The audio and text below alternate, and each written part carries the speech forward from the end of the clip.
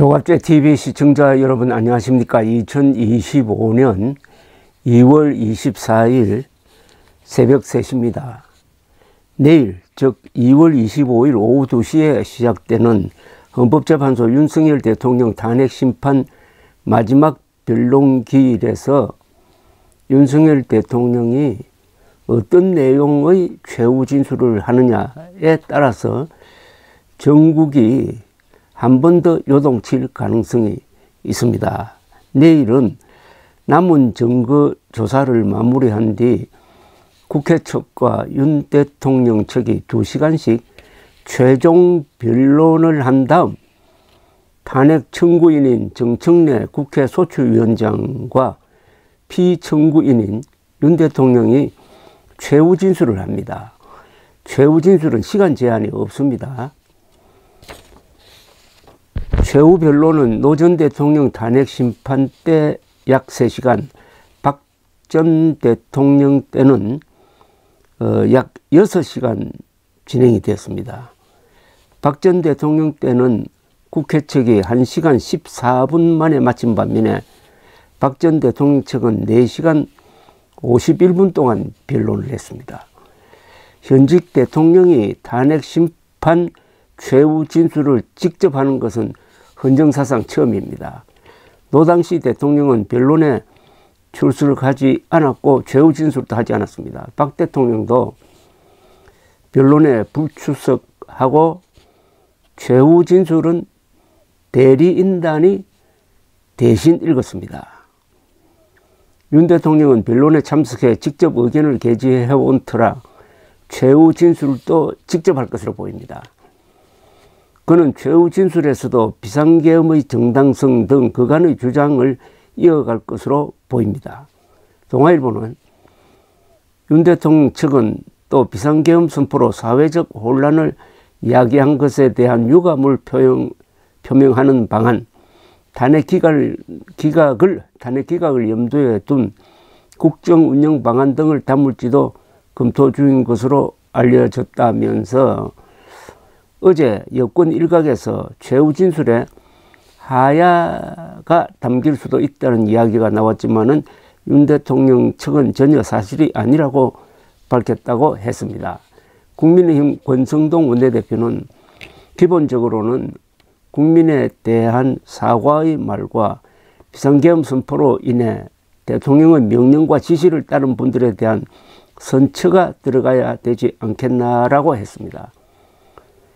매일경제는 윤 대통령의 최후 진술에서 하야 가능성을, TV조선은 기각 후 복귀한 다음 임기 단축과 개헌 구상 가능성을 언급했습니다.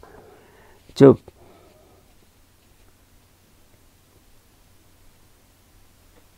헌법재판소의 결정이 나오기 전에 하야하느냐 아니면은 기각되어 가지고 돌아가서 임기 단축 즉 하야를 하느냐의 차이입니다.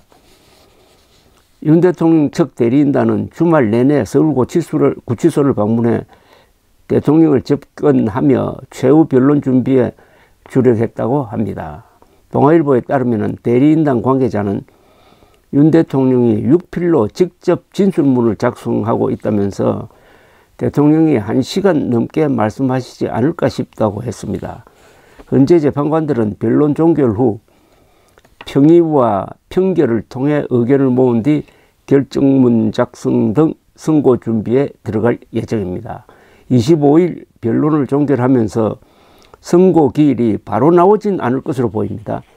박 전 대통령 탄핵 심판 때는 선고 이틀 전에 양쪽에 통지한 바가 있었습니다.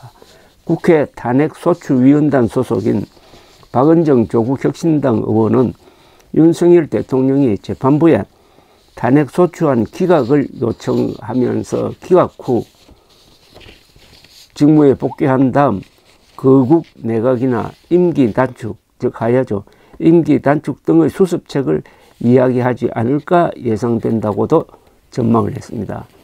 탄핵 결정 이전 하야와 탄핵 기각 이후 하야의 차이는 있지만 윤석열 대통령 측에서 하야를 하나의 키워드로 생각하고 있는 것은 사실로 보입니다. 윤 대통령이 지지자들을 향하여 헌재의 결정에 무조건 승복할 것을 호소할지도 주목됩니다.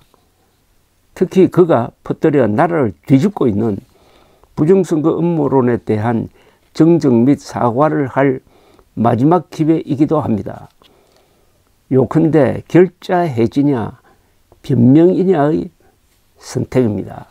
특히 부정선거 음모론은 지금 국민들의 약 30% 이상을 속였고 보수층의 50% 이상을 속여가지고 이들이 이상한 행동을 하고 있습니다. 음모론에 속아 넘어가면은 제정신이 아닙니다. 맨정신이 아닙니다. 이들이 곳곳에서 사회 곳곳에서 자기가 소속된 조직 안에서 또는 뭐 헌법재판소의 재판관 집 앞에서 또는 법원에 쳐들어가면서 하는 이런 행동은 오로지 윤석열 대통령 때문입니다. 작년 총선으로 사실상 끝나버린 부정선거 음모론을 다시 무덤에서 살려내가지고 많은 한국인을 좀비처럼 만들고 또는 야수처럼 만들고 있는 그 책임을 윤석열 대통령이 좀 덜 수 있는 마지막 기회라는 겁니다. 이렇게 이야기해야죠. 내가 잘못 생각했습니다. 작년 총선은 부정이 없었음을 이번에 알게 되었습니다. 저 때문에 속은 분들께 죄송하게 생각합니다.